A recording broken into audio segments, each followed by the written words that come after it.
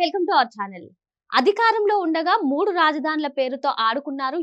ఎక్కడా కూడా రాజధానిని ఏర్పాటు చేయలేదు. ఇప్పుడు కూటమి ప్రభుత్వం అధికారంలోకి వచ్చిన తర్వాత అమరావతి రాజధాని పనులు శరవేగంగా జరుగుతున్నటువంటి నేపథ్యంలో ఇప్పుడు కూడా వైసీపీ అడ్డుకునే ప్రయత్నం చేస్తుందంటూ ఆంధ్రప్రదేశ్ రాష్ట్ర ప్రజలు రాజధాని అంశంలో ఎంతో బాధపడుతున్నారు. మళ్ళీ ఏం జరిగింది తెలుసుకునే ప్రయత్నం చేద్దాం. దీన్ని విశ్లేషించడానికి మనతో పాటుగా ఉన్నారు ప్రముఖ ఆర్థిక, రాజకీయ, సామాజిక విశ్లేషకులు అప్పసాని రాజేష్ గారు.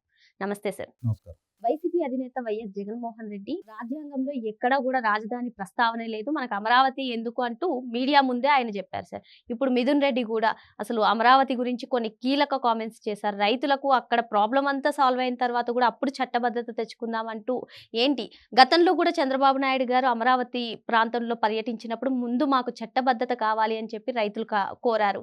ఎప్పుడు చూసినా సరే రాజధాని అంశంలో వైసీపీ అడ్డుకునే ప్రయత్నమే చేస్తుంది. దీన్ని ఏ విధంగా చూడాలంటారు? మీరు చెప్పింది అక్షర సత్యం. 2014లో రాష్ట్ర విభజన జరిగిన తర్వాత ఆ విభజన చట్టంలో పలానా ప్రాంతం రాజధానిగా ప్రతిపాదించబడాల.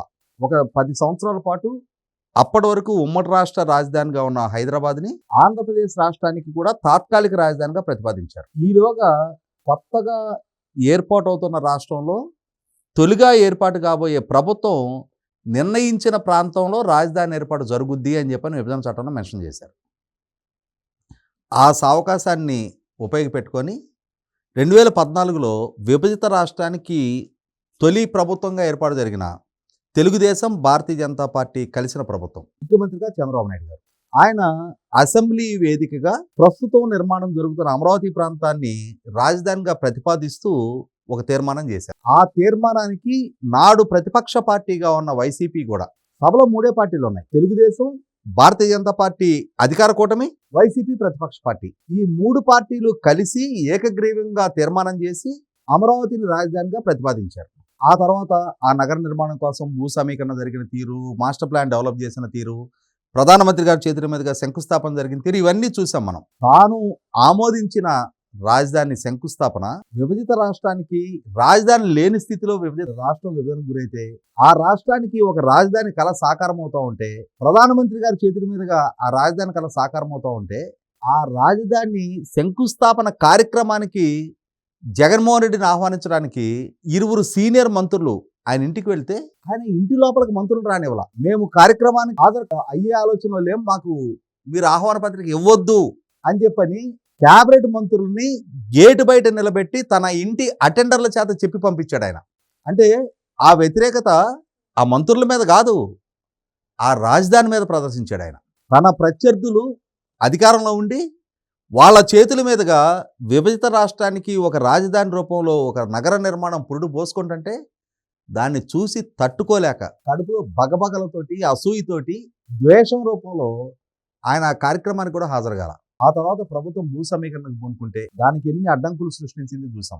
అలాగే ఆయన అనుయాయుల చేత ఎన్జీటీలో కేసులు వేయించి ఆ రాజధాని నిర్మాణ పనుల్లో వేగం మందగించేలా చేసింది చూసాం.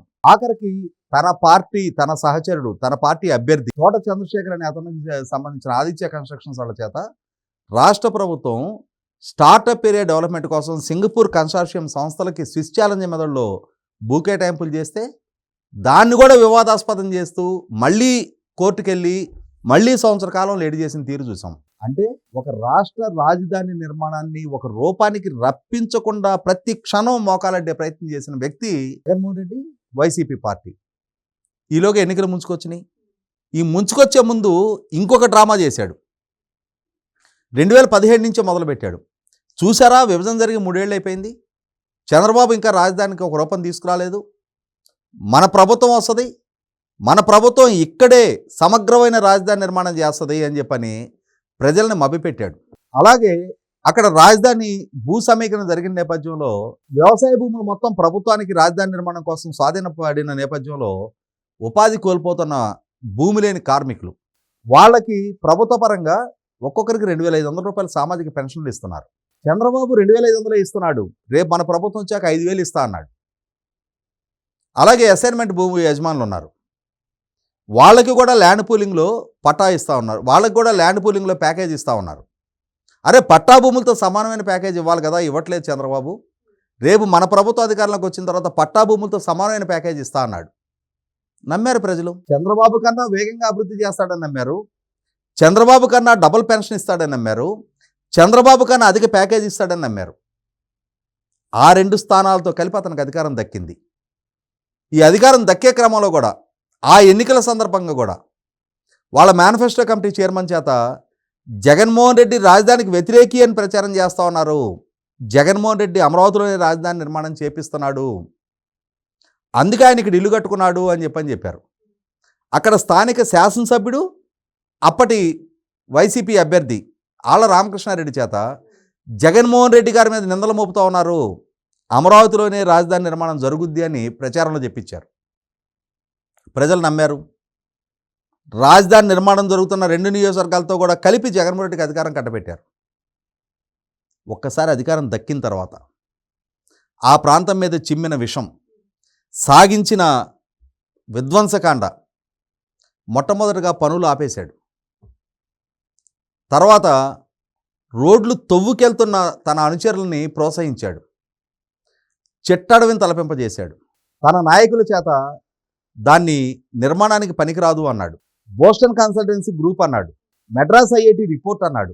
హైపవర్ కమిటీ రిపోర్ట్ అన్నాడు. ఇట్లా రకరకాల ప్రయోగాలు, రకరకాల ప్రచారాలతోటి 3 రాజధానులనే ఒక వినూత్న, విధ్వంసకర, అసంబద్ధ, అవగాహన రాహిత్యపు, అనాలోచిత ప్రతిపాదన ముందుకు తీసుకొచ్చాడు. అలా తీసుకొచ్చి కొన్ని వేల కోట్ల రూపాయలు అప్పటికే ఖర్చు పెట్టి ఉన్న రాజధాని నగర నిర్మాణాన్ని స్తంభింపజేసి అసంపూర్తిగా ఉన్న వేల కోట్ల రూపాయల ప్రజాధనంతో నిర్మాణం చేసిన భవనాల్లో గబ్బిలాలు తిరిగేలాగా, నాచుబట్టేలాగా, పిచ్చి మొక్కలు బిరిగేలాగా చేశాడు. నగర నిర్మాణంతో కలకలాడాల్సిన ప్రాంతంలో కొండ చిలువలు పారేలాగా చేశాడు. ఇవన్నీ ప్రజలు చూశారు. అతనికి వ్యతిరేకంగా ఉద్యమించారు. వాళ్ళ వ్యక్తిత్వానికి పాల్పడ్డాడు. వాళ్ళని ఎన్ని రకాలుగా భౌతిక దాడులు చేయించాలని రకాల భౌతిక దాడులకు పాల్పడ్డాడు. ఆర్థికంగా వాళ్ళని దిగ్బంధనం చేసే ప్రయత్నం చేశాడు. అసలు రాష్ట్రానికి ఒక రాజధాని లేని దుస్థితి కల్పించాడు. ఇన్ని చేసిన జగన్మోహన్ రెడ్డి రాష్ట్రానికి అమరావతి మాత్రమే ఏకైక రాజధాని అని 2022 మార్చి 3వ తారీఖు గౌరవ హైకోర్టు ఇచ్చిన తీర్పు. ఆ తీర్పు నేపథ్యంలో రాజధానిని అక్కడి నుంచి అంగుళం కూడా కదిలించలేకపోయాడు.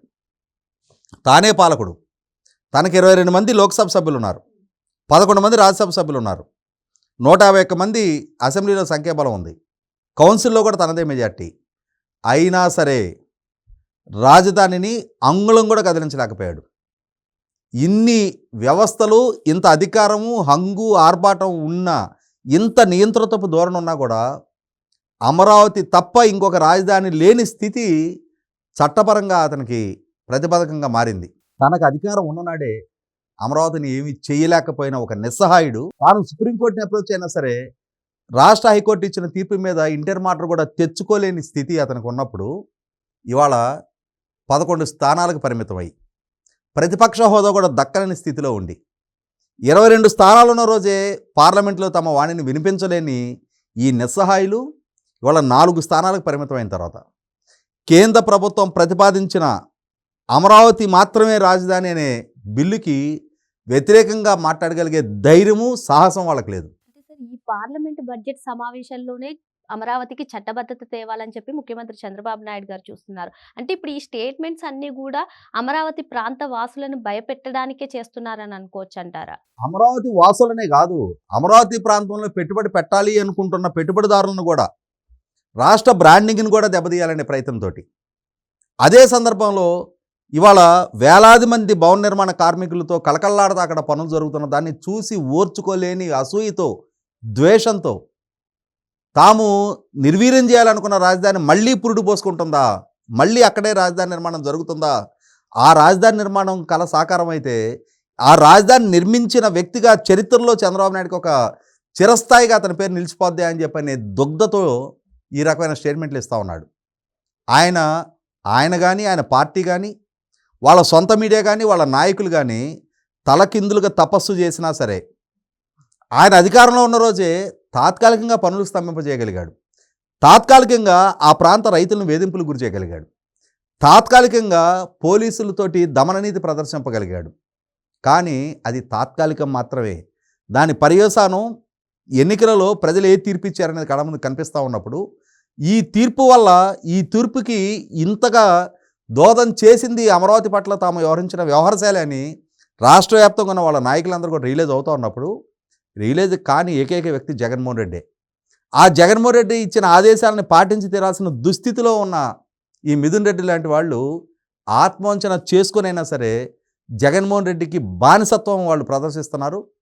ఆ జగన్మోహన్ రెడ్డి అయినా ఈ మిథున్ రెడ్డి అయినా ఇంకొకరు ఎవరైనా సరే ఇంకా అమరావతి పట్ల రాష్ట్రం పట్ల ఇదే వ్యతిరేక ధోరణి ప్రదర్శిస్తే రాబోయే ఎన్నికల నాటికి రాష్ట్ర ద్రోహులుగా పరిగణించిన ప్రజలు ఇప్పుడు దక్కిన ఈ 11 అసెంబ్లీ 4 లోక్సభ స్థానాలు కూడా దక్కనివ్వరనేది వాస్తవం. మరో అంశంతో మళ్ళీ కలుద్దాం. Thank you sir.